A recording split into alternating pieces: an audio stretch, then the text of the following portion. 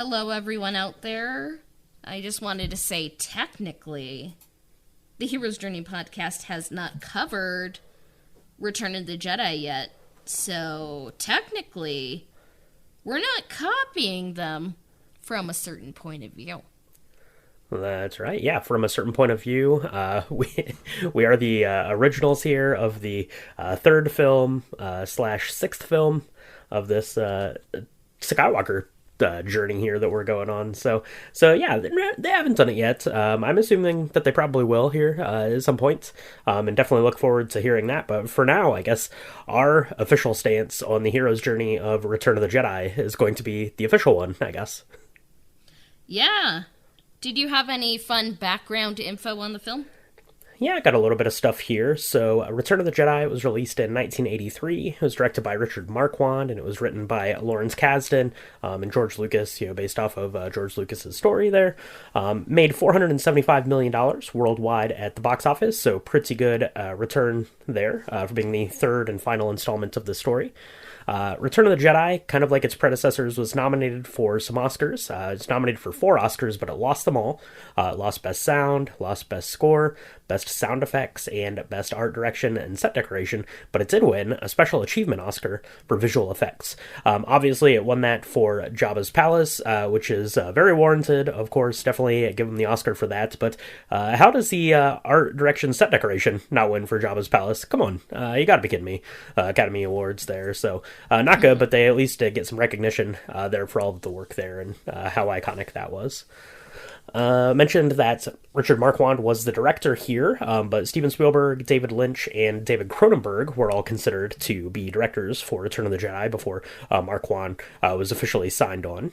And Return of the Jedi was added to the National Film Registry in 2021. And as we all know, Return of the Jedi 1983, that was the end of Star Wars movies for quite a while, but it did spawn some things. We had the Ewok adventure films in 1984, 1985, right? So Caravan for Courage and Battle for Endor. And then it also spawned the Droids and the Ewok cartoons in 1985. Yeah. Ewoks were very popular and maybe infamous today, but I don't know. Ewoks are cute, So Ewoks are cute. I guess they were the divisive thing of Star Wars in the day. So people either really liked Ewoks or really didn't like Ewoks. Kind of the same with all of these things. Every prequel has kind of its thing that is really divisive, I guess. And Ewoks were that, but definitely beloved. I love Ewoks. My favorite vintage Star Wars toy is the Ewok Village playset. I love me some Ewoks. So good job. I'm here for Ewok content. Yeah. Ewoks were the midi-chlorians of the day. I think Ewoks have midi-chlorians for sure. A lot of them. So, yeah. So when we covered the prequels, we talked about the Star Wars heresies. This time around, we are reading the story palette. It has 3 other subtitles, but I'm just going to read the story palette by Daniel N. Blair, and we'll talk about that in the future. But what KOTOR links did you see this time around? There were a couple. I didn't see quite as many story-wise, so maybe I just overlooked those, or we'll see what kind of list you came up with here, Cassia, but I have a couple here. So we have Rancors. That's a big, important kind of set piece in this film. It's a very big kind of important set piece in the game, both kind of in the sewers of Terrace and then elsewhere on the unknown planets there. You get the Rancor confrontations. I think kind of the final confrontation in the Emperor's throne room, it has the same kind of vibe when you're on Malik's kind of control room. It feels kind of similar, I think, there at the end of the game, and obviously you're on this big kind of super weapon kind of thing. I think that the way they designed the treehouse, the upper levels of Kashyyyk in KOTOR looks a lot like kind of the upper levels of Endor in the way that was designed.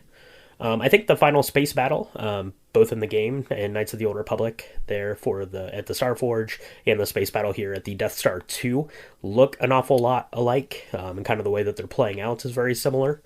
And then you get some kind of creature similarities. So you get the Hutts in KOTOR, obviously from Jabba the Hutt, and you have a lot of like Twi'lek dancers throughout the game in different cantinas and things like that. And that's taken straight from Jabba's palace. Yeah, I love it how you're like, I didn't see that many, and that was a lot. So, I only have 3 this time. It's kind of embarrassing. Okay. So, the first link I saw was the final Death Star battle.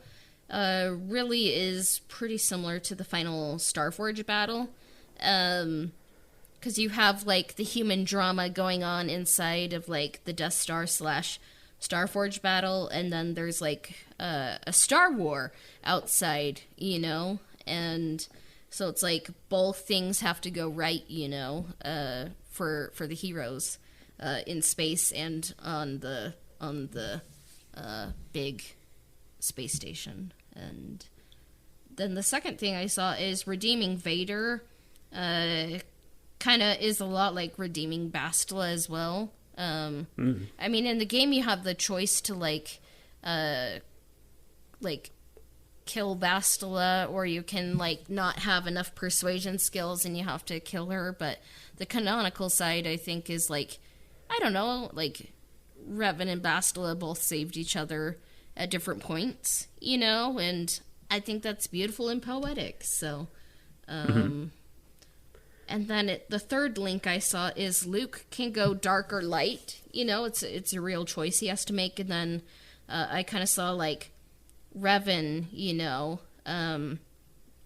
can go dark or light, like on Lehan. It's like a choice he can make. So. Yeah, definitely. That kind of tie is there for sure, I think, between, kind of Luke's decision and the decision that you're making as the player there, and kind of that final battle where, Luke, it's as much a battle for the soul of Luke Skywalker as it is, kind of for the Rebel Alliance and, taking out the Emperor and stuff like that. Yeah. Okay, so Christopher Vogler's stages of the hero's journey, like as talked about in the writer's journey, are we ready to kind of look at Return of the Jedi from that lens? I think it is time to dig into Return of the Jedi. Let's get down to the surface of Tatooine and see what we can find out. Yeah, so this is interesting. The credits are like, there's a bigger and badder Death Star, guys. And I'm like, cool, that's right. Yeah. You thought the first Death Star was bad. Check out this one. It's a bigger one. It's Deathier Star. It's a star galaxy. Death Star Galaxy. I don't know. Like, Death Galaxy. Yeah. And then one thing that was interesting is Darth Vader and the Emperor are not even mentioned in the opening crawl. Which kind of like, I was like, what? They're not? But they're literally not. So. That's true. Not mentioned there in the crawl, but it is kind of interesting here again in this film that it opens actually with, kind of Darth Vader on the space station, right? It's not starting the film off with our heroes, and maybe that is kind of a direct tie-in then back to The Empire Strikes Back. We're coming off of this darker second chapter, so it's kind of picking it up on this kind of darker theme of following the bad guys here as the film gets started. That's a good point. And also, Star Wars always begins in space. So, I guess our heroes are on the surface of Tatooine, so... Yeah. That's true. It could have shown, like Leia or Luke, like, hanging out, like, in space, like, waiting to go down to get called. I don't know how they got called. I guess maybe R2 sent up word or something that it was time to come, but... Yeah, it's a funny plan. They have, like, I think if it came out today, people would be like, oh, what was their plan? It just seemed really random, and it's a plot hole, but, yeah. Yeah. So. if it came out today, there would be, like, some montage of them talking about it. Like, that would actually be pretty fun, like, if you ever watch, like, Ocean's 11, where they're going through, like, the training, like, to figure out how to do, like, the heist, if they like, trained for it, and everyone was getting, like, their costumes laid out and stuff like that. That would be pretty fun, actually. But, yeah, we're just kind of in it, I guess, at the beginning here. Yeah, so on Tatooine, after we kind of see, like, the Emperor, or not the Emperor, the Empire, and Vader is kind of, like, making, the Imperial... guy all scared, and it's like, yeah, the Death Star, this is falling behind schedule. You need to pick it up, or like, I don't know, like maybe you'll die, So, yeah. That's right. That's right. Yeah, it was not very thinly veiled, for sure, for sure. Yeah, the guy thought he was doing fine. He's like, what are you talking about? We're right on schedule. But Yeah. apparently not. When the boss says that his boss is coming into town, you better double your efforts, as he says, and get this thing going. I don't know if they picked up any steam in the construction of this, because it's definitely under construction when we see it the last time before it blows up. But Yeah. Yeah. So that happens, and then we come to Tatooine, and C-3PO and R2-D2 are coming to Jabba's palace, and they kind of have like a wonderful Wizard of Oz moment at the gate. yeah, that's right. The little gate droid thing comes out. I'm not sure exactly what the name of that is called. Someone will let me know out there, I'm sure. But yeah, it comes out and tells them that they're not allowed to come in. So it says C-3PO, but I love it. R2 always up for an adventure, and as soon as the door clears his height, he just rolls right in. I mentioned it in A New Hope that R2-D2 is, of course, the hero of the story. He definitely is the hero of the Return of the Jedi as well. He does all of the things that win the day here again, as per usual. But yeah, these two droids are making their way into Jabba's palace, because that is where Han Solo got taken. Yeah, so in Jabba's palace, there's like so many different looking creatures, like you said, like, and like people guarding it are kind of like the Gamorrean guards. They kind of look like pigs. And there's Bib Fortuna, who is like, I guess, is he like Jabba's like vizier? I don't know how to pronounce that. So, and then Luke's hologram is presented from R2, and it's like Luke wants an audience, and he's bartering for Han Solo, like, and he's like, here's a gift, these two droids, and like C-3PO, and C-3PO's like, what? Like, that's a betrayal. I kind of think like R2 knows what's going on though, so. That's right. I feel like R2 was the one with the plan the whole time. Yeah, because C-3PO is definitely taken aback that this is that he's going to be gifted to Jabba the Hutt, which is good, I guess. Jabba the Hutt wants a new translator droid, because the old one met an untimely fate to get a pretty eerie scene of some droid torture going amok here at Jabba's palace. That's bad. And R2-D2 is going to be put into service, serving drinks and stuff like that. So we've got them there. We've also got Lando Calrissian is already there, set up shop at Jabba's palace. He's is kind of this skiff guard look going on. He's got a really cool helmet. I always really liked Lando's helmet in that. And then of course we see Han Solo up on the wall. Right, Jabba says it's his prized possession.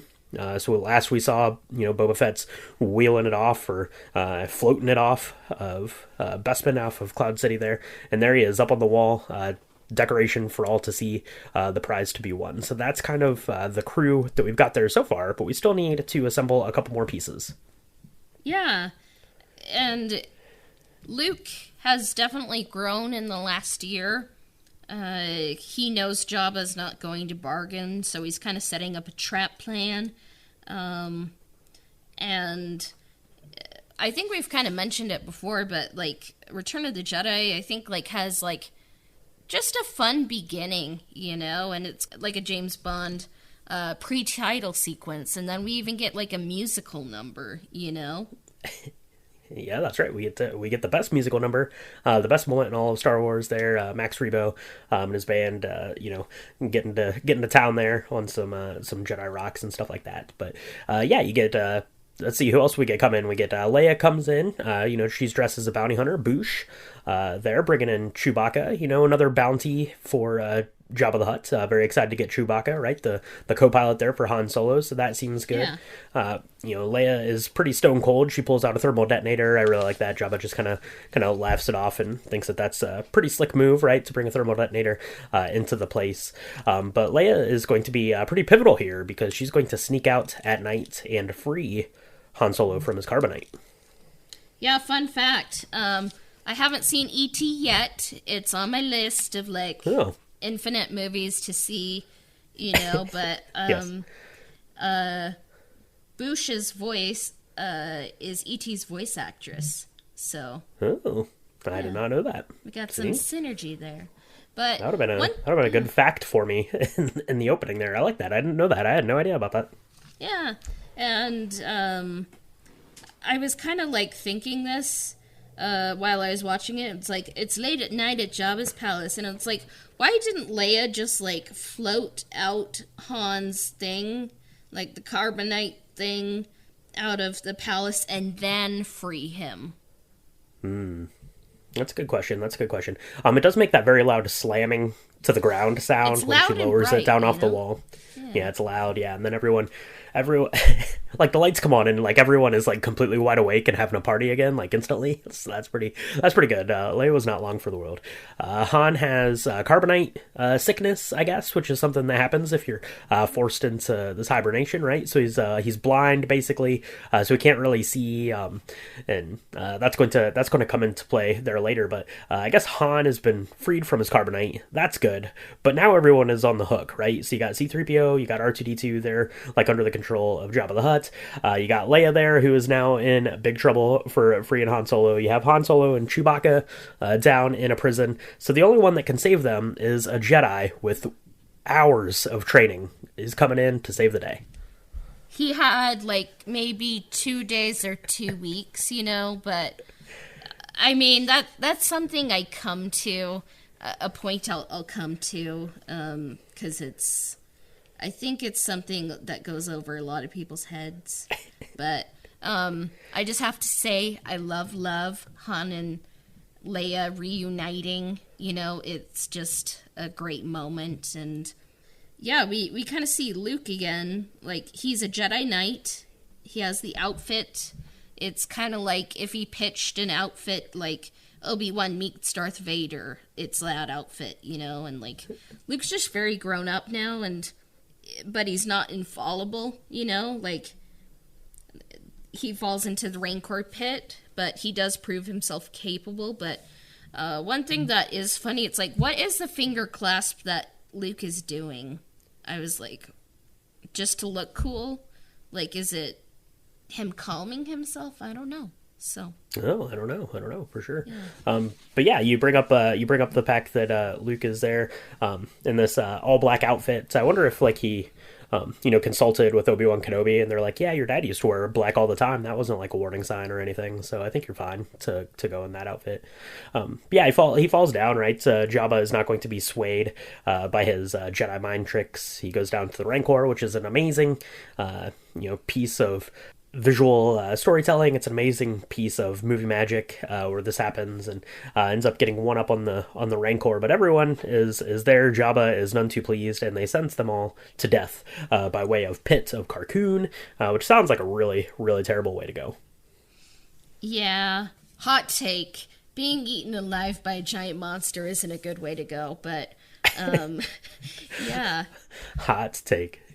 Yeah, so I mean, Luke escapes, but they're like, all of you're going to be executed by the Sarlacc, except Leia, we are going to not execute you. You can wear this outfit. So, yeah, that's right. You put this outfit on. Lando is still fine, because Lando has not shown himself to be anyone that is worth being thrown into a pit yet. So everyone gets there. Chewbacca is telling Han Solo that Luke is there. He's a Jedi now. He's coming, and Han gives that great line, right? Everyone's going crazy since he's been frozen into carbonite and he's gotten delusions of grandeur. I really like that line. I love how he pronounces it. Like, everyone's got delusions of grandeur.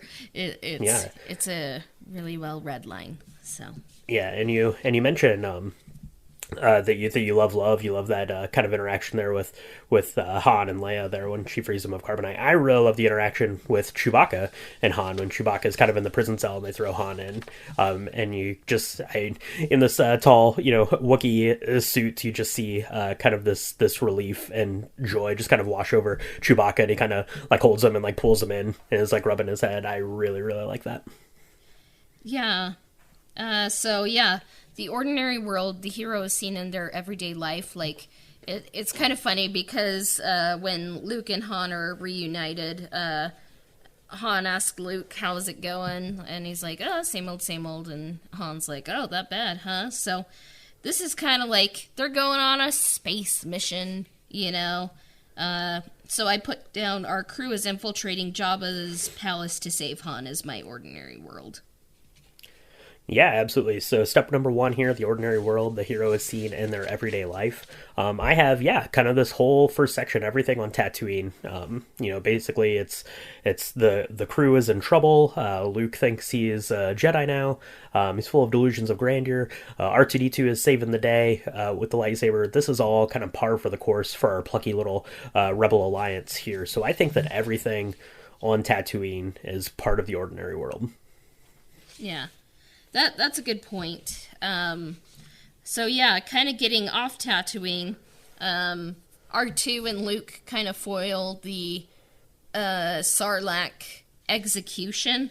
We get to see Luke has a new green lightsaber and uses a force kick, which totally wasn't just an error that was unseen until, people paused it at the right time, but...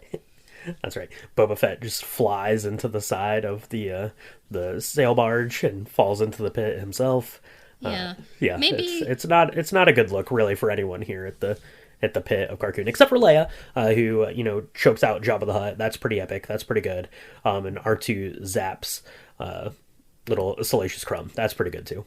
Yeah, it's funny you mentioned Boba Fett because Boba Fett basically is eaten alive by the Sarlacc and barely escapes, and he loses his eyebrows, and it kind of makes him think about what do I really want in life, and he's rescued, but kind of how I see it in my head is Max Rebo lives, but he just kind of maybe the sail barge blew up, but it's just he just is launched, gently off on his piano and slides down some sand, and it's wow, I survived, and that's right. Yeah. The Jabal organ has has some safety jets on it. He flies off and is ready to go. Yeah, and he has AAA, and he's this is where I am, and it's okay, we'll be there in 5 minutes. We thought it was gonna be 10, but it's even shorter, and we will put you up at a nice hotel and make sure you're okay.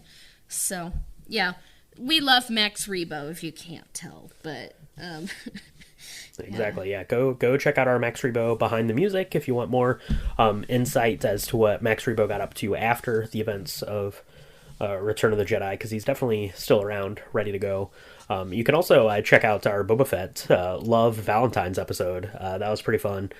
We talked about Boba Fett finding love, losing eyebrows, finding love, all that stuff. Yeah. Yeah. So I think I kind of did this a little out of order. When I was writing this, because step 4 is meeting with the mentor, but technically the meeting with the mentor happens before my step 2 and 3, so I'm just going to read it now and just say, step 4, meeting with the mentor, the hero gains the supplies, knowledge, and confidence needed to commence the adventure, because Luke keeps his promise to Yoda and goes back to Dagobah, and Yoda and Obi-Wan kind of confirm Darth Vader's your father, but we want you to kill him, so have fun with that. Right. Yeah, definitely. I mean, that's what he's going to Dagobah for, right, is to meet with his mentor. So definitely you could place that right here for the story, I think, and it still works. And, certainly he's talking to Yoda, he's talking to Obi-Wan Kenobi there on Dagobah. So that definitely kind of tracks, I think. For me, I kind of kept it a little bit later, and I added a little bit more kind of into it. So we'll put a pin here in year 4, meeting with the mentor, which I guess now is your 2A, I guess, kind of step. And we're going to go to the call to adventure, the initiating incident of the story. So basically, the call to adventure for Luke, for me, in this story is basically Yoda on his deathbed, basically saying, yeah, by the way, Luke, you're not a Jedi yet. Calm down. Don't get ahead of yourself. You must confront Vader. That's going to be your final test, and able to make yourself a full-fledged Jedi. So I think that's the call to adventure, right, is basically Yoda telling Luke that there's this final thing that you have to do, and it's to confront Vader. Yeah, and yeah, it's interesting because it's just a 1 year gap between episodes 5 and 6, but Yoda's sick. It's just sad to kind of see him older and weaker, and he's just like dying. And what's interesting is like right before the scene where Yoda tells Luke that Vader is his father, like Darth Vader and the Emperor meet up and they talk about, oh, young Skywalker, you'll have to bring him before me. And like Vader is like, okay, Yeah. Yeah. But it is interesting because like Yoda says, like, no more training do you require. Already know you that which you need. And it's like, I think like when it comes to the Force, it's more of a mindset. Like the Force in my mind equals mindset, clarity, and maturity more than like K through 12 like training, you know?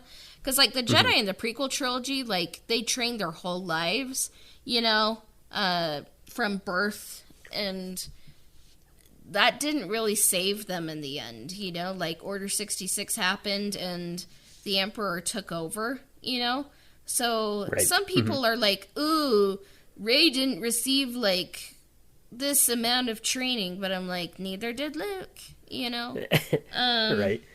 So. Yeah, you can almost like over prepare for stuff, I guess, right? And then you get blinded kind of by these lessons and, you know, hypothetical things. It's less kind of life experience and, you know, just kind of this you know, general maybe kind of knowledge that you have versus, you know, studying for something all along, which is why Luke Skywalker works, and which is why I think Rey works as well. So yeah, I definitely agree.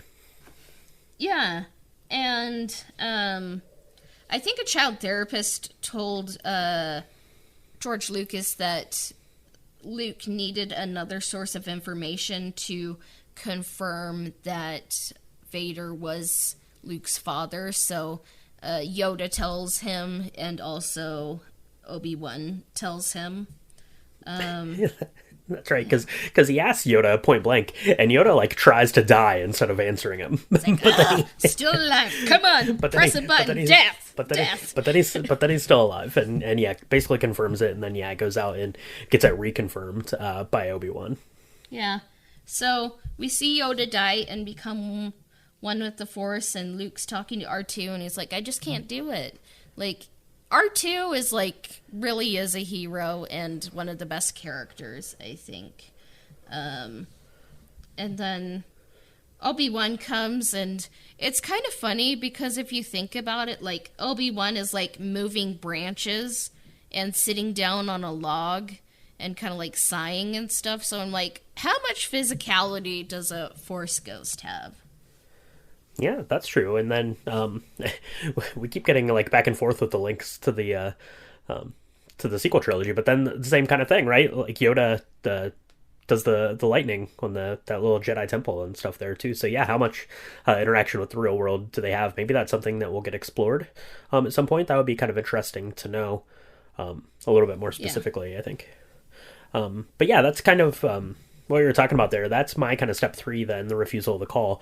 The hero experiences some hesitation to answer the call. You know, it's basically, yeah, Luke saying, I can't confront him, and he's getting that confirmation from Obi-Wan that he is his father, and kind of, you know, coming to terms with all the lies that have been told kind of throughout his whole life. But yeah, the refusal, I think, is kind of coming from within Luke, where he's like, he's my dad, I can't confront him, and partially you wonder if that's like a place of fear because he'd already confronted him once and that went real bad, but then also, yeah, if he's your dad, you can't go kill your dad. That's tough. So yeah, and we get the iconic from a certain point of view quote, you know, and he's like, I did kind of tell you the truth from a certain point of view, and Luke's just like, what, Ben? Like, you didn't though. Like that's not true. But it is funny because like I don't know, I just have a weird sense of humor. But yeah, Anyways, graceful transition. Obi-Wan and Yoda are good. We've seen them become one with the Force, but they're still wrong. You know, and even like the Emperor and even Darth Vader are wrong too. Like, because Obi-Wan and Yoda are seeing like there's only one way. We've seen the future. You have to kill him. And the Emperor and Darth Vader are kind of like, he will join us. You know, I've foreseen it. I'm not going to be wrong. Like, that's one thing that I kind of came away with from this film is, like, the future is not yet written. Like, there is more than one way, you know, that things can occur. Yeah, definitely. Yeah, it's kind of leaving, you know, kind of all these doors open, right? And it's up to Luke Skywalker to figure out which one he's going to walk through or how he's going to walk for. And it's now kind of at this point that we're getting to my step 4 meeting with the mentor. The hero gains the supplies, knowledge, and confidence needed to commence the adventure. So you'd mentioned kind of Yoda and Ben Kenobi. I actually don't see Yoda as a mentor in Return of the Jedi. He doesn't really do any mentoring. He's almost just more of this kind of herald type of figure that gives Luke kind of his mission and gives him a nugget of information. But really it's talking with Obi-Wan Kenobi that he's getting kind of this mentorship, right? He finds out the truth about his father. He's finding out about his sister and getting that confirmed. So I think that Obi-Wan Kenobi is kind of this meeting with the mentor. So it's kind of all of that talk, right? You know, basically from Luke saying I can't confront him, and then you get into that, you know, kind of certain point of view and you know, Leia and stuff like that. That's really kind of giving Luke this knowledge and information he needs to take with him to go fight into Darth Vader. And then my mentorship also kind of bleeds over then into when Luke returns to the Rebel Alliance there and kind of formulating that plan, and he's reunited with kind of his friends who I think are different kind of mentors and who are going to kind of shepherd him on the next stage of his journey, and even get Luke kind of acknowledging kind of that fact, right? So he comes in and hugs Leia and she asks him what's wrong, and he says, ask me again sometime, which is a really neat piece of script writing, I think. So yeah. Oh, and also, I forgot to add, like, Obi-Wan is like, oh, and Leia's your sister, and, like, I could have told you that sooner before things got awkward, and you kissed a few times, but, you know, wisdom I could have said that on I could have said that on Hoth when I showed up to tell you to go to Dagobah. But like, don't go to Dagobah and don't kiss Leia. You know, yeah. I know you want to, but don't do it. Yeah. So, yeah. The call to adventure, the initiating incident of the story, I kind of saw that as the crew's reunited, like at the Rebel base, but there's another Death Star. Also another Death Star. Yeah, that definitely is a good call to adventure, I think, especially if you're looking at it from like the scope of the entire story, because ultimately Luke doesn't really have anything to do with the destruction of the Death Star, I guess, kind of, really. Yeah. And then my refusal of the call is, like, which is the hero experiences some hesitation to answer the call, is Luke doesn't want to confront / kill Vader, so he goes to Endor with his friends. Okay. Yeah, for sure. That's kind of a little detour, right? He's going to go do that instead of talking to Darth Vader, I guess. Instead of patricide, it's like, I'll choose Endor. So instead of killing my dad, I'm going to go hang out with my friends in Endor. It'll be fine. That'll be better for the Rebel Alliance, anyways. Yeah, for sure. It is interesting because I was going to call him Londo, but like, it's Lando and Han, and if you pay attention, they're literally talking in front of a painting.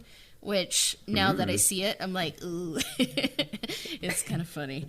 And Han's like, not a scratch on her. I'll let you drive her, but no scratch. Like, she's going to be okay. Millennium Falcon, That's right. Yeah, it's a very sentimental send-off, right? And he says something along the lines of he just has this funny feeling that he's never going to see her again. Yeah, and we see, like, Han, even though I sometimes call him Han, but like, and Leia's there, Chewie's there, Luke's there. They're taking a shuttle to Endor, and they have to get like cleared. But like, it's interesting because like Vader and Luke can sense each other. Yeah, absolutely, and that's what I had as my step 5 here: the crossing the first threshold. The hero commits wholeheartedly to the adventure. I have always viewed it as that Luke was going to Endor because he knew that's where the second Death Star was. That's where Darth Vader was going to be, and that's where he needed to go to meet with Darth Vader. He even says, along the lines as they're flying by there on the shuttle Tidarian, I think is the name of it. He says, Vader's on that ship, and I shouldn't have come with you. I'm endangering the mission.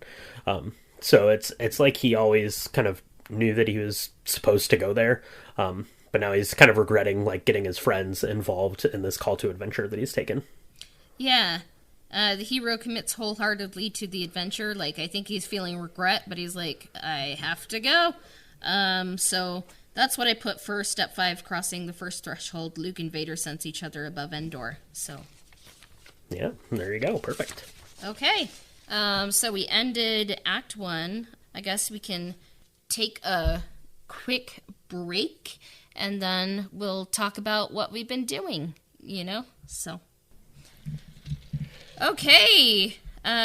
So I think we have, like, our caffeine bevies of choice now, but it's kind of been a while since we've recorded, so what have you been up to, Brian? Yeah, so I've not been up to too much. We've had a couple of visitors in town the last couple of weeks, so that's been nice getting to spend some time with some friends. A couple of friends that I hadn't seen in quite a while, so it was really awesome to get to catch up with them and hang out for a little bit. That was really nice. So I haven't been doing a lot of like media type stuff for really too much, other than kind of finished up reading the Star Wars Heresies book, and I'm on to the Color Palette book. I have been listening to, I'm about 2/3 of the way through now, Rise of the Red Blade, the Inquisitor story that Delilah S. Dawson wrote. I think I might have mentioned that in a previous episode that I had just gotten started, so I'm about 2/3 of the way done with that. Now I am really, really liking it. I'm getting a lot of like KOTOR Bastila vibes in it, which is pretty cool. So definitely highly recommend checking that one out, especially Cassie. I think that you would really like that. That's good. I have also had a little bit of time now to play a couple hours worth of Jedi Survivor. Finally, I was able to get that and start playing it. I've been streaming it a couple days a week over on my Twitch channel, Twitch TV, Astro_Droid_. So it's the same as my Instagram. So I've been getting into that a little bit. That's been really awesome. Getting back into that world a little bit and having fun. And then, mostly just been, getting on with some albums and movies and stuff for the Drink the Movies and things like that. That's been going pretty good and keeping me busy most of my time there. Watched Teenage Mutant Ninja Turtles 2: Secret of the Ooze last night, which is the best. I've been very much in a turtle mood ever since I saw the animated film a couple weeks back. So I've been going through those and making drinks and stuff for the Turtles movies. So that's been a lot of fun going back into those movies back from the early 90s there. So that's kind of what I've been up to since the last time we've recorded. What have you been up to, Cassie? I know you just got back from a trip and you're always watching and reading a bunch of stuff. So what have you been up to? So, yeah, I went to Glacier National Park to see the sights, and it's a beautiful national park, like all of them pretty much are. But it was just incredible views. If you are able to go there, I encourage you to. And I'm like, ooh, I need to maybe get healthier so I can go on more hikes and stuff, and not and all that, But I think I kind of went after, like, I think it was like July 26th, there was the UAP hearings in Washington, so I kind of went on a little bit of a deep dive rabbit hole journey, and I watched the National Geographic UFOs series. It's called UFOs Investigating the Unknown. Has 5 episodes, and it has a lot of people, highly credible people, talking about, like, whatever this is, like, it's happening, and yeah. it was interesting, and I watched the Phenomenon and Moment of Contact by, I think it was James Fox, and Okay. yeah, and read In Plain Sight by Ross Coulthart. And what I liked is, like, they weren't really out there. They kind of kept it to the facts, and like first person witnesses, and just kind of just talking about it. And it just seems like no matter what's happening, like, our tax money is, like, going into researching these. So, like, I think more transparency, can only be a good thing. Yeah, sure. So, yeah. Oh, and I watched JFK Revisited, so it's like, why not go down that rabbit hole, too? So, Oh, okay. Yeah, you've been going on all sorts of rabbit holes. Yeah, that's true. You suggested the that kind of series, the National Geographic thing, to me, so I still need to get on that because it sounds really interesting to watch. So I'll have to check that one out. Maybe before we get to the next one of these, I can tell you what I think about it. So yeah. And I think I talked about the pocket watches, so I was able to get a new brass chain for the gold-filled pocket watch my grandfather gave me. It's 93 years old, and I got it in a nice box, so it's cool. it's an heirloom. It's safe, and I ended up getting one for me. It's silver, and it has a quote by Joseph Campbell on it. And I decided to get it engraved with the quote from Joseph Campbell, and it says, "We must be willing to get rid of the life we've planned so as to have the life that is waiting for us." So very I cool. thought it was a nice reminder. And I'm checking on the typewriter my grandparents gave me to see how much it would be to get serviced if it can. And I have 3 fountain pens now, and I have 2 sets of inks. So I might become like a fountain pen pusher. So, yeah. Oh, excellent. That's good. Yeah, you've been getting into all these analog things, and that's awesome. I love to see all that stuff too. So that's very cool. Very cool. I'm excited about the pocket watches. Those look really neat. You've been posting those on the Discord and stuff. So. Oh, yeah. Thank you. So I'm having a fun Mexican Coke with coconut creamer in it. And what did you end up having? I do like that you're having the Mexican Coke. I don't really drink soda too much, but I hear that the Mexican Coke is the best way to go if you're going to be having a Coke. It comes in a nice glass bottle, so check that out. I am just having just some black coffee. It's helping me get through here. Return of the Jedi. It's as black as Luke's outfit going here in this one, I think. But it's giving me the energy I need to carry on with our adventure. Yeah, so, I mean, you're kind of talking about analog, but do you know what's not analog? Star Wars. So, yes. That's true. That's true. It's a highly digital analog world of Star Wars, I guess. Yeah. Kind of. Yeah, there's no touchscreens in Star Wars, but everything's a machine, so it's interesting. Right. So, just flipping through my notes. That's right. Well, you know what place is definitely analog. Then that is the town of Ewok Land and Endor, the Forest Moon Of Endor. We never see Endor. I kind of wonder if the Empire blew it up. So, Oh, sorry that's about possible. that. You don't have Yeah, that's tides true. anymore, Endor. Just deal with that, I guess. Yeah.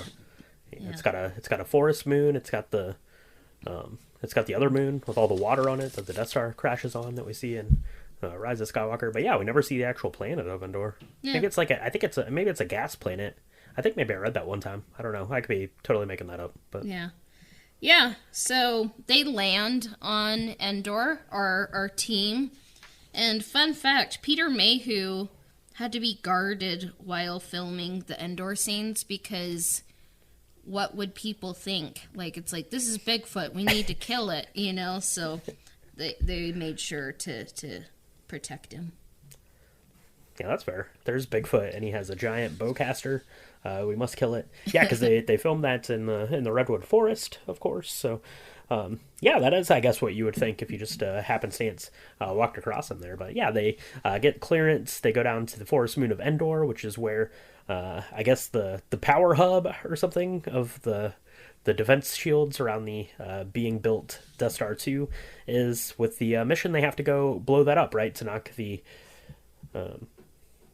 shields offline, so that way, Lando and crew can go in and blow up the second Death Star, just like we did in the first movie. But I'm gonna run into some trouble there because there's already some troops there, some biker scouts, things like that. There's random traps in the forest that you're going to fall prey to, and that to me is kind of this whole step 6, right? Test allies and enemies. The hero explores a special world, faces trials, makes friends and enemies, and that is what we're getting up to on Endor.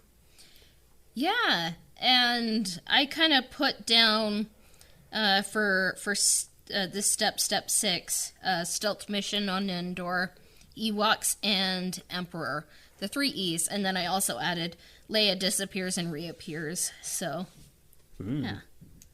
Yeah, that's right. Yeah, she disappears. She meets Wicket, who is the best of the Ewoks, I guess. Maybe it takes her back to the I don't know, the Ewok village, I guess. She gets a nice dress where the Ewoks had a dress for an adult human female. I don't know for sure. You could say that the Ewoks probably killed an adult human female and took that dress from her. I don't know, because the Ewoks are little murder bears for sure, but they are cute and adorable. There's a little baby Ewok that's pretty cute. And yeah, I love Endor. We talked about it a little bit kind of at the start, right? I love me some Ewoks. I love the Ewok village. I love kind of that whole section, right? Chewbacca he tries to eat like that meat that's in the trap, and they get sucked up into that net, which R2 like cuts down, and they all fall down to the ground. But the important bit of that is C-3PO now is heralded as some sort of golden god, which is pretty great. Luke's going to use his Jedi skills to make him float around through the air. And maybe my favorite part of the whole of the original trilogy is when C-3PO has everyone kind of gathered around there, all the Ewoks, and it's like this campfire scene where he's basically doing like the audio retelling of Star Wars, and I think that scene is amazing. I really like it a lot. Yeah, I love it. Just as someone who loves stories and someone who tries to be a storyteller, like I love that part, and that was kind of the original plan. Was R2-D2 and C-3PO. That's why it says a long time ago in a galaxy far, far away. It was kind of like R2-D2 and C-3PO outlived everyone and came to our galaxy and shared the story of the Star Wars. So, yeah, I love that they kind of did that. And, yeah, I loved that speeder chase. It kind of evoked the Hidden Fortress for me.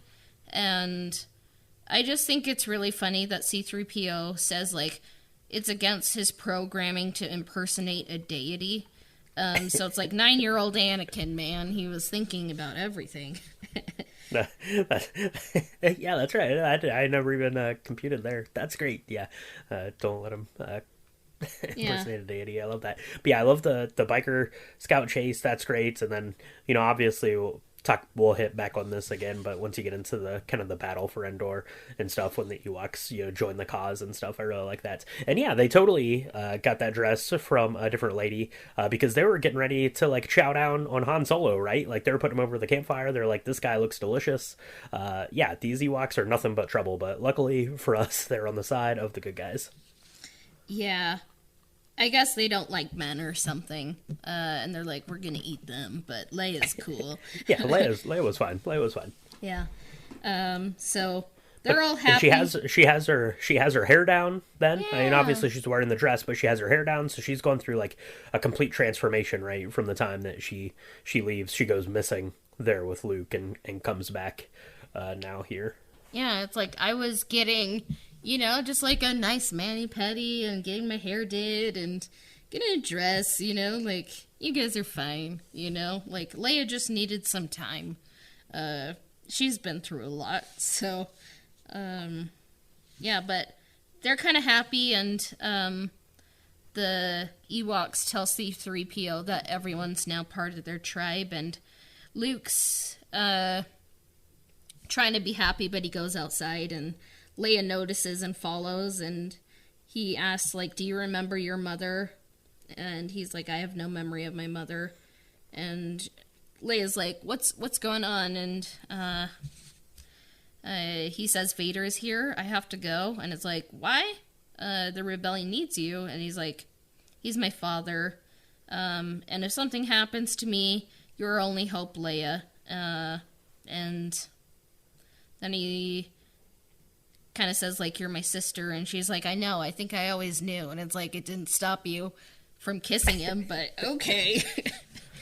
I mean, it did make Han jealous, I guess, which was maybe the point. But yeah, maybe you shouldn't have done that if you've always known. But yeah, he goes and talks to Leia. That is a really great scene. They're there on kind of that walkway and stuff, and they have their little conversation. And then Han kind of comes out, and he's been very abrasive about this whole kind of thing, and she asks him to hold him. But for me, that's the approach to the Inmost Cave. Step 7: the hero nears the center of the story and the special world. So I think.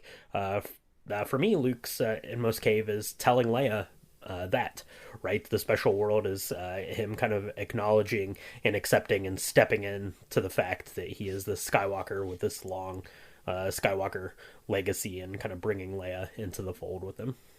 That's a good point of view. I like it. I had Luke goes to Darth Vader, but I guess that's kind of like Luke kind of walking away from, I guess, like, his group of friends. Like, that's kind of like him saying, like, I think I've been trying to distract myself with my friends, like, I have to go to Darth Vader, and I have to, like, let Leia know about the Skywalker legacy, so. Yeah, because he tells her that, and then, Leia's even like, you don't have to go do that, right? You can run away, right? Don't let him find you. Don't go and do that, right? Because she's kind of fearing the worst, but she's now having to kind of come to grips with what Luke's had to come to grips with here over the last the end of Empire Strikes Back and into the first of this story here. Really good if you're into reading Star Wars stuff at all. Princess and Scoundrel is a really awesome kind of glimpse into Leia's mindset here at the first, especially here on Endor, before they go off kind of on their adventure there on their honeymoon, her and Han. But yeah, I really like this, and yeah, I definitely saw it as kind of the Inmost Cave here of my story. Yeah. I mean, Luke does tell Leia, like, he plans to turn Darth Vader back, but I don't think, like, Leia thinks that's possible, but he's gonna go try. And Imperial... Oh, go ahead. What, were you saying something? Oh, yeah, go ahead and turn him back, the guy that tortured me and blew up my whole planet. Thanks. Yeah. Yeah. I'm sure there's tons of good in him. Let's do it. Yeah, so, yeah, Leia's probably like, that's not gonna happen, but okay. But yeah, Luke is turned over to Vader by some Imperial leaders on Endor, and they say he was armed only with this, and they give Vader Luke's lightsaber. And I think Luke tries, to persuade Vader, and he's like, no, the Emperor's been expecting you, like, that's not gonna happen. He tries to change the subject, and he turns on the lightsaber, and he's like, your skills are now complete, But he also kind of adds, it's too late for me now, and the Emperor is your master now, It's almost very similar kind of to kind of the dynamic that Anakin had with Palpatine, right? Where the Jedi were telling him, no, you're not quite good enough. You haven't done enough yet. And, Palpatine is telling Anakin that, no, you're good. You've done all the things that you need to do. Your skills are there. Now Darth Vader is kind of doing the same, right? You had Yoda been like, no, you still have to do all this other stuff. But Vader's saying, no, you've done it. I accept you as your, kind of the level that you're at. You've done enough. You're there. So I like kind of that mirroring there between the father and the son. Yeah, and while the human drama is going on, like with Vader, Luke, and the Emperor, like Leia, Han, and Chewie aren't just sitting around there trying to get... they're getting the shield down on the Force Moon of Endor, so... And kind of watching this again, I was like, oh, Leia has a lot to do, and I kind of think this is my favorite Carrie Fisher performance, actually. Yeah, definitely. She's very good at it, and she has, way more to do, obviously, in this one than she does, at least for sure in A New Hope. Obviously, she's captured there. She spends the first, kind of half, 2/3 of the movie as a prisoner on the Death Star. So she gets a little bit more to do in Empire Strikes Back, but that's more of kind of an examination of the relationship between kind of her and Han building up through that. But yeah, she definitely has a lot of agency and, kind of pulls into like her own sort of character in this. And it would have been very easy to have gone through and done the hero's journey analysis for Leia in this film, which actually I think is something that I might like to go back and do, whether we end up doing it on a podcast episode or not, because I think it's really interesting to kind of go through that story and pick those out. But I was thinking of that last night when I was kind of watching this and writing down my final notes, or if I was going to do it for Princess Leia, would I do it from a typical standard kind of hero's journey like we are now, or would I look at it at more of a heroine's type of journey? Because really for her, it's kind of getting to that point where she's acknowledging her family, where Luke is kind of already in that. And to that end, you could probably almost do a heroine's journey analysis for Luke as well. Yeah. I mean, that's kind of the cool thing, like, I think, like, hero and heroine's journeys are more similar than not, and, like, everyone, like, from the Jungian perspective, like, has an anima and animus, and, so many characters, like, I was like, should I do a Darth Vader hero's journey too? But I was kind of like, no, I'm a little bit lazy. And I didn't want to. I was like, could do a Max Rebo Hero's Journey sequel, to our holiday special. That will come one day, But I'm like, you know what? Like, even though I did kind of write it from Luke's perspective, like, pretty much, I think I included some Vader in there too. So. Mm-hmm. Yeah, and they're almost kind of the, two sides of the same coin almost. You could look at them almost kind of interchangeably through some of the section, especially here kind of at the end when they're finally, they get on that lift and they're able to kind of have kind of almost this first conversation that they have, right? They speak on Bespin during The Empire Strikes Back, but that's during this period of like combat. It's not really like a conversation, but here on this elevator they're just talking, father to son, or Darth Vader to Luke Skywalker here in this instance. So yeah, I think you could almost pull them out kind of interchangeably, and that's going to go into my ordeal. But you thought that kind of that section there of Luke going in, getting taken in by Darth Vader was your innermost cave of the story, Cassia? Yeah, so Luke going to Darth Vader.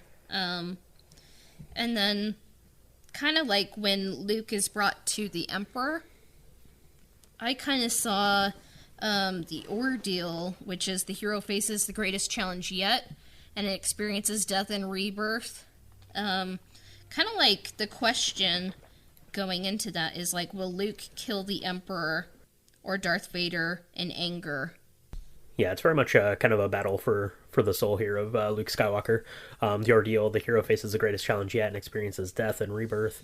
I had that. So I didn't really specifically have kind of him talking to Darth Vader as one of these steps. I suppose it's kind of if I'm looking at, going to tell Leia as like entering the innermost cave, maybe talking to Darth Vader is kind of like coming out like the other side of the innermost cave, which gets to the ordeal. So I had, facing off, kind of against the Emperor. You have the Rebel Alliance outside of the windows failing and getting blasted out of the sky.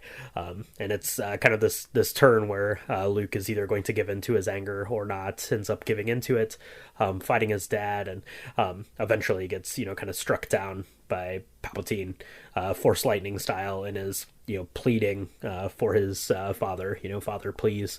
He's saying they're kind of at the end of his end of his time, I guess.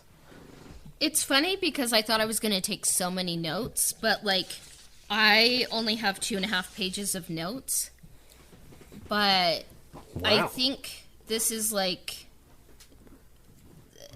it's not because it's not deep, it's just because I think it got its point of the story across so much, and we kind of see like there is the space battle going on.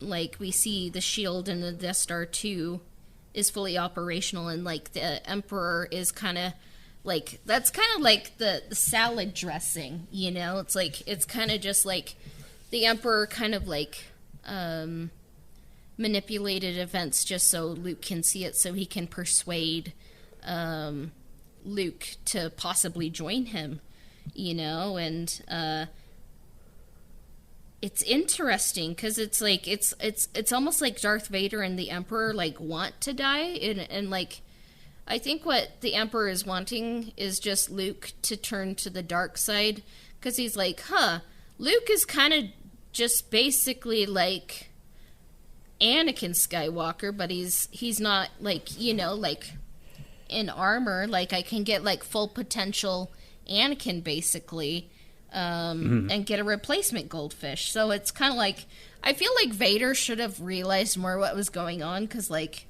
he'd kind of been in that position a few times, like in Revenge of the Sith. But what I thought was interesting is like Darth Vader and the Emperor are trying to manipulate him, and it isn't until like Darth Vader mentions that he kind of reads Luke's mind, and he's like, oh, you have a sister, like if you don't join, maybe I can turn her. And like that's like Luke's kill switch. Like he's ready to kill. Like he's kind of just hacking at Vader, again and again and again and again. And you kind of hear the music kind of do, it kind of sounds like a religious like choral chant, like whatever's happening is important and can change the galaxy. Like but then like he takes Vader's hand off, and then he looks at his hand, and kind of when I was watching it, I kind of like cried a bit, and I was like, no, like Luke, he won't become like Vader, he'll be Anakin, like, and that's where I kind of saw the reward, the hero experiences the consequences of surviving death. Like Luke is a Jedi like his father before him. Yeah, exactly. It kind of turns off his lightsaber there at that point, because he definitely, when he brings up Leia, he's seeing red at that point, and kind of going to town and cuts his hand off, and brought up a really good point. And it kind of stirred this when he said, that he wasn't going to be Darth Vader, he was going to be Anakin, and that's the same kind of thing that we saw with Anakin, right? Luke is getting, kind of triggered into action when he brings up Leia, and that something bad might happen to her.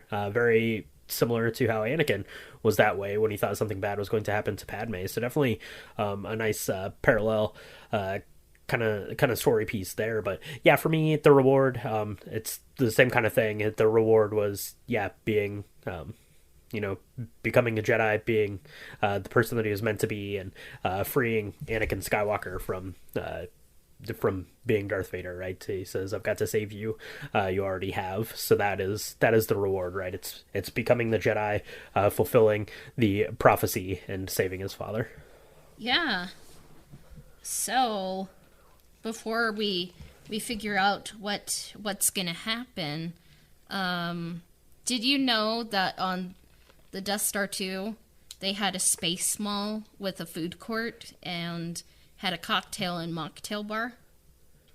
Oh, that would be good. I mean, you have to have something to stay hydrated while you're out in space working on Death Star 2, so that makes sense. Let's swing by the food court. Does it have a good name? It's like a Dex's franchise, a Dex franchise to the Death Star. Maybe it's a franchise. Sure. Let's call it the Space Mall Food Court. So okay, yeah, all right, yeah, that sounds good. So Brian, what do you have today? So today here for Return of the Jedi, I'm going to go to, it's a drink from Oga's Cantina, which actually I had made for Drink the Movies, but it is a really fun one. It's a tiki drink. If you're at Oga's, it comes in a really cool, like tiki mug. It's like a wood carved looking, but it's basically like the Battle of Endor. It's got little walkers and little Ewoks on it and stuff, and it's like this wood carve, like cave painting look at the Battle of Endor, and it's awesome. You should check it out. I'll see if I can get pictures posted of it, because I've got one into like our Discord and stuff. But this is called the Yub Nub. It's delicious. It's got a lot of really fun flavors, and if you don't want to make an alcoholic version of this, just swap in the juice in place of the liquor, and you should be good to go. So it's going to be 1.5 ounces of pineapple rum, 1.5 ounces of spice rum, a tablespoon of passion fruit syrup, a half cup of orange pineapple juice, and a tablespoon of lime. Just put that over some ice and drink it. It's very delicious. It's very fruity and fun. And yeah, I think you could make this either a cocktail or a mocktail.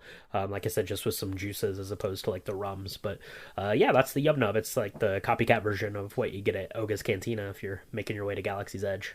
Oh, cool. Yeah, Yub Nub is iconic.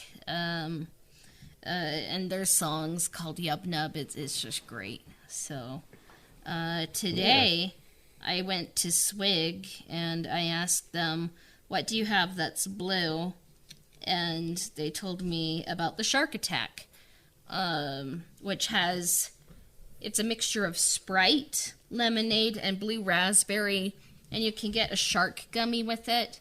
But I was like, today I am celebrating Max Rebo, so I'm renaming it Max Rebo Lives, and I think Disney is sitting on a really viable, option for candy, and it's like a Max Rebo gummy, Ooh.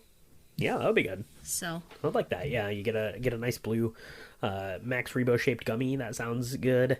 Yeah, basically you need bunch more Max Rebo stuff, but I love Max Rebo cocktail idea. That gets my wheels spinning to come up with something good to pay homage to Maxie there. Yeah, we love Max Rebo. If you haven't, I think we mentioned it a few times, but we're just obsessed with Max Rebo. Listen to our holiday special episode we did with Hooney. It's wonderful, and I think we also talked about when we were reviewing the Book of Boba Fett, talked a bit about Max Rebo, so we bring him up a lot, so yeah. That's right, yeah, because we all know that R2-D2 is the real hero of the Skywalker Saga, but Max Rebo is the real hero of all of Star Wars, the entirety of the galaxy far, far away. He is the John Williams of the Star Wars galaxy. So. The maestro. Yeah. So, on that note, I think the Space Mall food court is being closed because they're there's a space battle going on, and I don't think it's a good look for you guys just to be, taking lunch right now. So, yeah. I'm okay, fine. See that big round ship out there? It just literally flew into the middle of this building. We should probably get out of here. Yeah. So, all right. Act 3, The Road Back.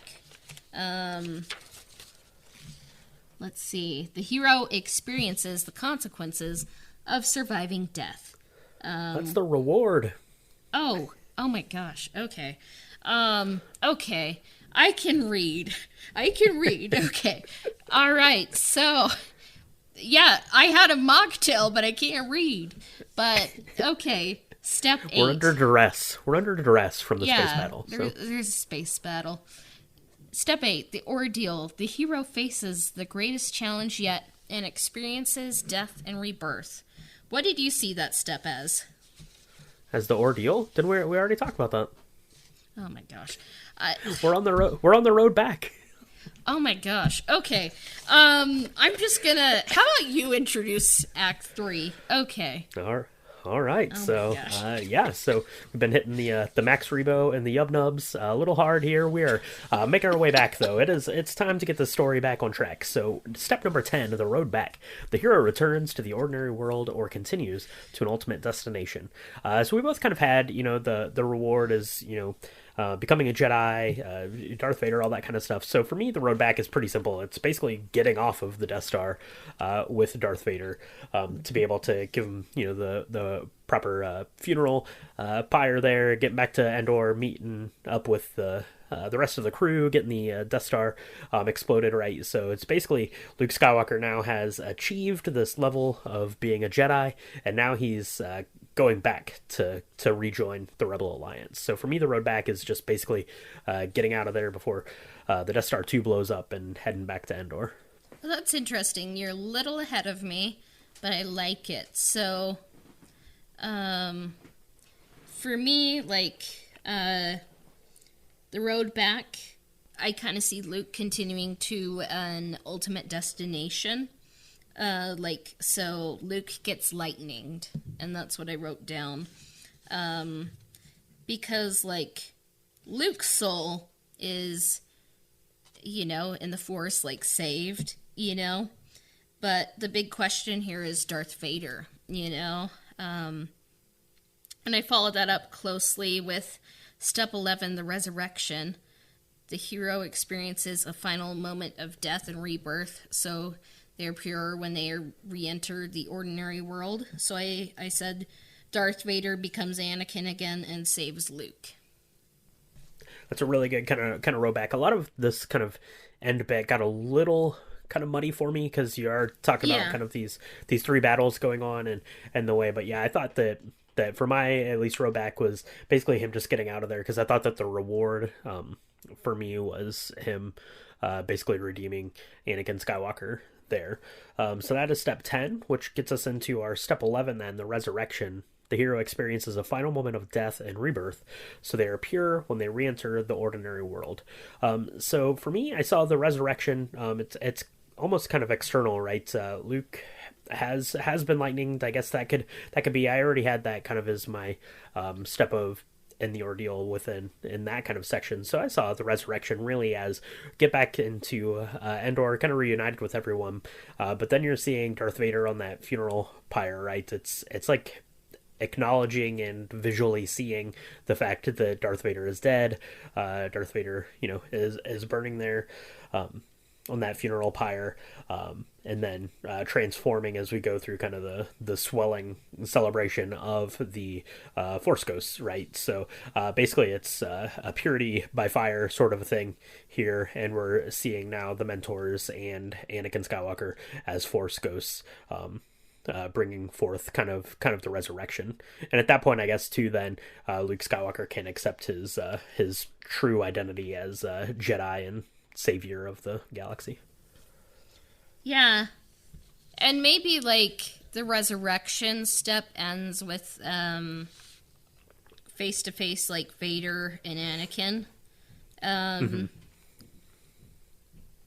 because it's kind of like the human drama is what makes Return of the Jedi powerful, even though it's a great space battle, and it kind of reminds me, of course, it kind of reminds people of The Mandalorian now, with Grogu and the Mando, but it kind of reminds me of it reminds me of Hector and his child, who I think is called Scamander, in the Iliad.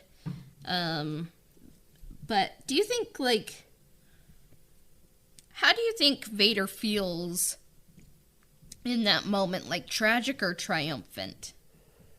I think that it would be easy to feel kind of the tragedy, the tragic weight of, kind of all of that. But I think that he probably would feel triumphant, right? He was able to kind of break free of those chains to, to throw Palpatine down that shaft and to see Luke and to see that Luke, chose the path that he didn't take. So I would think that it'd be triumphant, right? He even goes on to say to Luke, kind of in his last few breaths, he only has a couple things to say to Luke, and one of those is to tell your sister that you were right. So I think that it's a triumphant moment for Anakin Skywalker. Yeah. Maybe he feels sad, like, about what he's done. Maybe he's like, it feels like it's too late, but I don't know. Some people are like, I think Vader just feels sad and pathetic, and maybe he can feel both, like, it's a spectrum, but it was just something that made me think. But I think maybe to that end, I think maybe that feeling of sadness and being pathetic, I think maybe actually probably starts like on that lift, right? The elevator, when they're having that conversation, and Darth Vader is basically like, no, it's too late for me. I think that's probably where those feelings come in, and then that feeling of kind of self-forgiveness is there when he saves Luke by killing Palpatine. So I think that by the time Luke removes his mask, I think that he's already kind of processed that feeling of remorse and regret and things like that, and he can just kind of accept this moment as a moment of being proud of his son for not going down the same path that he did. Yeah. So I think Vader can feel good, like, about, like, turning back to the right side, and maybe some people would be like, oh, Vader's not a good person because, like, he didn't turn when he did this, but I guess, like, Darth Vader's on the timeline he's on. But yeah, it just lots of thoughts were coming to Cassia, watching this, and like I told you, I cried when like Luke said, like, I'm a Jedi like my father before me, and I cried a bit, like, when that face-to-face moment was happening, but Return with the elixir, I kind of saw that as Darth Vader is Anakin Skywalker, the Emperor is dead, Leia and Han are together, and the galaxy celebrates. And we get to see, like, the Death Star 2 blow up, and Han's like, I don't think Luke was on that thing, and she's like, no, I can feel it, and, like, Han's like, okay, I get it, I'll back off, and it's like, no, it's not like that, he's my brother, and, like, Han's like, okay, because I really remember you guys kissing, like, so. I sort of remember this kiss that happened not that long ago. Maybe it's the carbonite sickness still, for sure. But yeah, that's I had the same for my return with the elixir. Basically, now just that the galaxy celebrates. The hero returns with something to improve the ordinary world.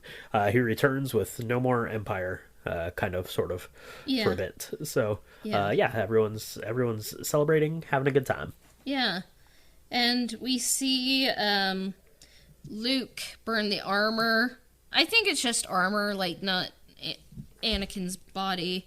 But lots of traditions are called for cremation. But when I think of cremation, like, I think of the Greeks. Like, it's a hero's funeral. And maybe Jedi, this is just Cassia's headcanon, like, maybe Jedi, when the Order was first founded, like, they all kind of do the burning of the body, like, kind of cremation. And, like, I was like, maybe they try to evoke becoming one with the Force with cremation. Like, I can't prove it, but I believe it, because then the body disappears, But then we see the Force ghosts of Anakin join the Force ghosts of Obi-Wan and Yoda. And, it's just, like, one of the happiest endings of a trilogy, and I kind of wish there would be, in some ways, like, more movies that wouldn't be afraid to just have a happy ending, you know? Yeah, for sure. Yeah, it's kind of a really perfect end to this trilogy of films for sure. Which is why I think it was hard to kind of follow up and go into, continue telling the story after the Definitely. fact. Almost impossible in a way. But yeah, it's this perfect kind of little happy ending. Like you're getting to see all of these rebels, this plucky group of rebels that you've come to know and love over the last, like 6.5 hours or whatever the case is, come through and meet their objective. And Luke is a Jedi now, and everyone's happy and loving it, and the galaxy seems to be at peace now, which is great. So yeah, kind of mission done. But yeah, it's a nice, perfect little happy ending. Right, it's weird to think about kind of that now, because you think of your big franchise things and they're always kind of left on this kind of cliffhanger almost, right? So the door is open for continuations, but this one was very, very nice and tidy end to the story. Yeah. So maybe we'll alter, like maybe come up with some of like our own like kind of break situations, like when we cover the sequel trilogy, and just try some new things, just get a little wild. It'll be interesting covering the sequels. Like maybe not enough time has passed, but like we're covering them anyways, so get ready. I think there's been plenty of time that's passed. I'm really excited to go into the sequel trilogy and look at it kind of from this lens of the hero's journey. I think that's going to be really interesting because, when we decided to first kind of start doing this, obviously we knew, and that was kind of the big hang up we had about doing the original trilogy, right? Is because it's been analyzed in this way for so long by so many people, and how are we going to do it? And, the prequel trilogy really was kind of based on this foundation of myth and things like that, and that was different. So I think it's going to be interesting to look at the sequel trilogy because it doesn't have that same kind of I don't want to say baggage, because that's not what I mean, but it doesn't have that same kind of, I don't know, like mountain of stuff that it's built upon like these other two have. It doesn't have 20 years worth of analysis on it yet. So Yeah. So it'll be interesting covering the sequels, but yeah, I was kind of like, ooh, we're gonna be covering the original trilogy. I think once we got A New Hope out of the way, it was a whole lot easier, and I just had fun with Empire Strikes Back. I think it's one of the best. It's probably, yeah, in my humble opinion, it's the best Star Wars. And it was great to revisit Return of the Jedi and just realize how strong it is, and like how much it says, even though it's like a silly space movie for kids, so yeah. I guess, what was your Return of the Jedi background? So Return of the Jedi is, obviously I kind of grew up with the original trilogy, and A New Hope is my favorite of the Star Wars movies, but Return of the Jedi growing up was kind of the one that I always liked to watch the most, for whatever reason, which sounds kind of weird when I say it out loud like that, but I think because when you're a kid, like, it's just fun. We mentioned that kind of James Bond opening with Jabba's palace, and then you have the stuff on Endor, which is awesome. The Ewoks are great. I love the Ewoks. I love the kind of battle for Endor, right, where they're fighting, against the Empire with, logs and stones and stuff like that. That is really fun, and it was always really cool to me as a kid.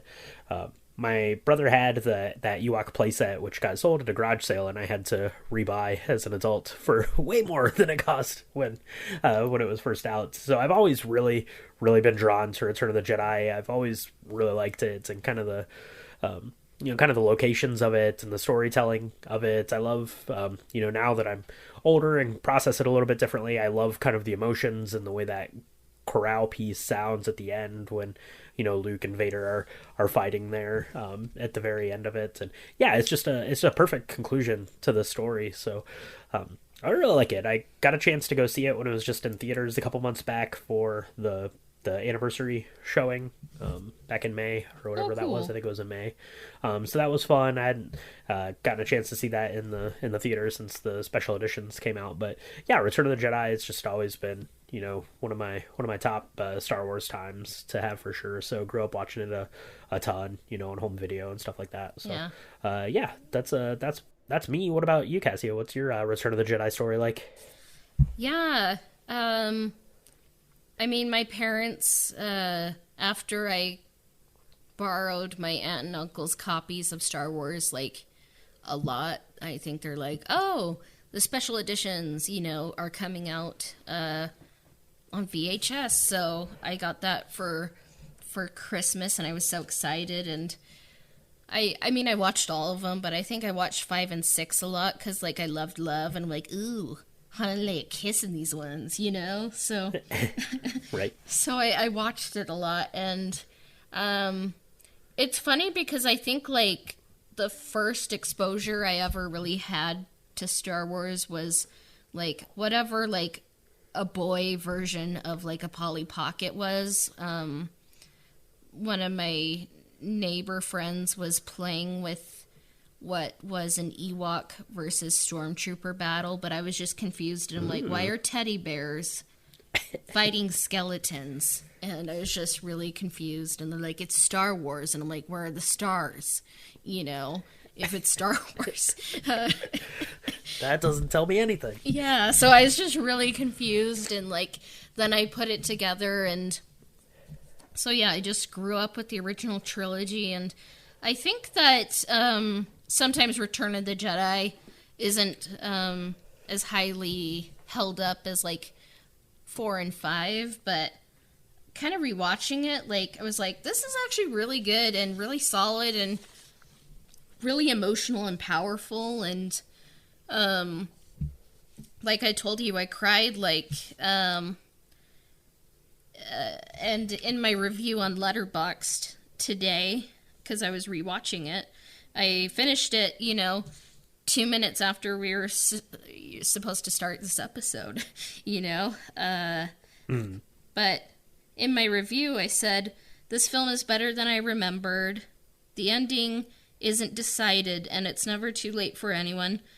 Believe in hope and redemption, and I think that's what Star Wars is it's about hope, and just kind of the media, that's come out this year, like, especially Across the Spider-Verse, it just really got me thinking, about open and closed perspectives, like, canon, like, sometimes, like, you can take that too far, like, and I kind of realized, like, things are a spectrum, like, good to bad, like, open to closed mindset, and if you see the Emperor's Tower on the second Death Star, it looks pretty much one for one for the Jedi Council's tower on Coruscant, so, like, people can be good and bad, but, like, they can come to the wrong conclusions, and what Luke does is he doesn't do what Darth Vader and the Emperor want him to. He doesn't even do what Yoda and Obi-Wan want him to do. He spares his father, and his father becomes good. Like, he thought out of the box, and I think that's a really cool way to finish, like, a hero's journey story. Yeah, absolutely. It's kind of it's a perfect kind of tail end to that hero's journey. So it's going to be interesting then now when we go through, we've kind of done each of the films. So when we go and do kind of the hero's journey analysis for the original trilogy, which I think is going to be fun and interesting, but I think it's also going to be kind of challenging in a way. We did the same for the prequel trilogy, but those were made, and scripted out basically as kind of one full continuous story. And certainly the original trilogy is kind of that same way too, but they were written differently. They were written by different people and directed by different people. So it'll be interesting when we get through and we see how, these steps kind of line up over the course of the whole trilogy. Yeah. So, yeah, the original trilogy, it just reminds me of so many creative writing classes, and it's like, how do I make this interesting? But we will try, because I'll probably read the wrong thing over and over and over again and be like, nope, it's that one, But It's that one. That's right. Absolutely. Yeah. So, yeah. I'm really glad we covered this. And I was like, oh, I just love Return of the Jedi so much, and it'll be fun to cover the original trilogy as a whole, and then kind of just diving into the sequel trilogy. Like, it's kind of like a new frontier. Yeah, absolutely. It will be like a new frontier because there'll be, obviously you have Han and Leia, and Luke, and those same characters, but we're going to be diving into a whole new slew of characters and situations, and it'll be really fun, I think, to analyze it. So look for that in the future coming out, and look for the story palette for Star Wars for the original trilogy here. We're going to be getting into that a little bit too as we kind of carry on our coverage through the Skywalker Saga. We hope everyone out there is doing well and staying safe, and may the Force be with you.